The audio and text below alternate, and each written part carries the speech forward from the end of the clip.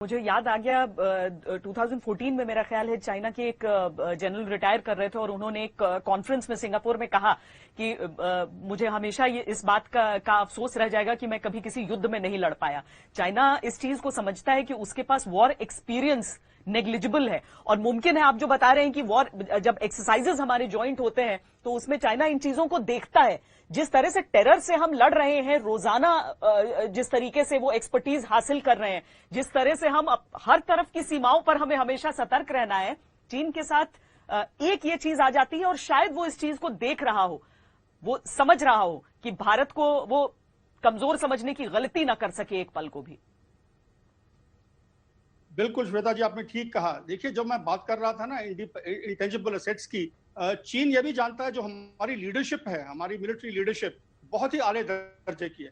चाहे वो आप ले रहे हैं प्लेटून कमांडर से लेके ऊपर सेक्शन कमांडर से लेके आर्मी कमांडर तक, जो इस टाइम हमारे नॉर्दर्न कमांड में है या ईस्टर्न कमांड में है या सेंट्रल कमांड में है, जो कि चीन के साथ में डील कर रहे हैं, वो जानता है हमारे जो लीडरशिप है ये ट्रेन होके ऊपर आती है। अभी चीन में प्रॉब्लम क्या है? चीन में कॉन्स्क्रिप्शन का एक दौर है जिसके अंदर 3 साल के लिए एक आदमी आता है, चाहे वो डॉक्टर है चाहे वो इंजीनियर है, और उस बंदे को भेज दिया जाता है बॉर्डर के ऊपर। और मैं आपको बता दूं, मुझे याद है जब डेप्सांग हुआ था तो हमने इसको एनालाइज किया था और ये उभर के आया था कि जो उनकी लीडरशिप है, उनके जो लीडर्स लोअर लेवल के ऊपर हैं, वो जानते नहीं हैं कि लड़ाई क्या है, वॉर फाइटिंग क्या है, ग्राउंड रूल्स क्या हैं, स्टैंडर्ड ऑपरेटिंग प्रोसीजर्स क्या हैं, जो उभर के आए हैं, जो हमारे 4 जो हमने साइन किए हैं पीस एग्रीमेंट्स उसके तहत, वो नहीं जानते हैं। और इसके साथ साथ अगर मुझे ये मौका मिले कहने का, तो मैं कहूंगा हम शायद सोच विचार कर रहे हैं 3 साल का, ये भारत को नहीं करना चाहिए, बहुत ही हमारे लिए ये ठीक नहीं होगा। लेकिन ऑफ कोर्स अगर गवर्नमेंट डिसीजन लेती वो ठीक है, क्योंकि लीडरशिप जो है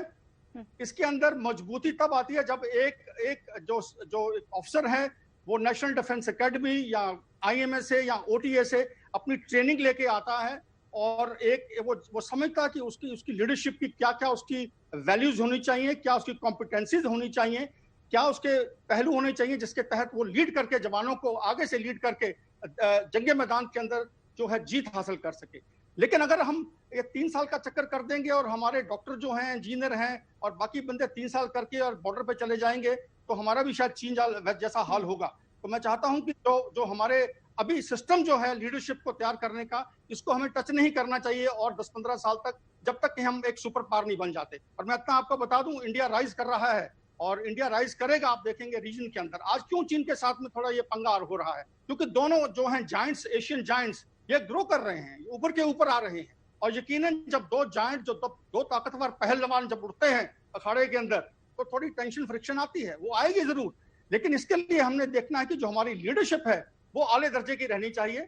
और हमारे जवान, तो मैंने आपको बता दिया, हमारे लीडर्स जो हैं वो ट्रेंड हैं फुली। अभी कोई ऐसा अफसर नहीं है, कोई जवान नहीं है जिसने प्रॉक्सी वॉर के अंदर कार्रवाई नहीं की है।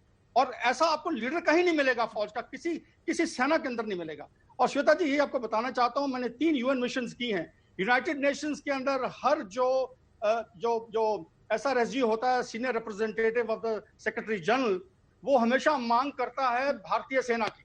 मैं ये जानता हूं क्यों मांग करता है। उसे पता है ये कॉम्बैट वर्दी आर्मी है, ये एक रगडाइज्ड आर्मी है जिसने कि प्रॉक्सी वॉर के अंदर अपनी जो है एक निडरता, अपनी काबिलियत को हासिल किया है।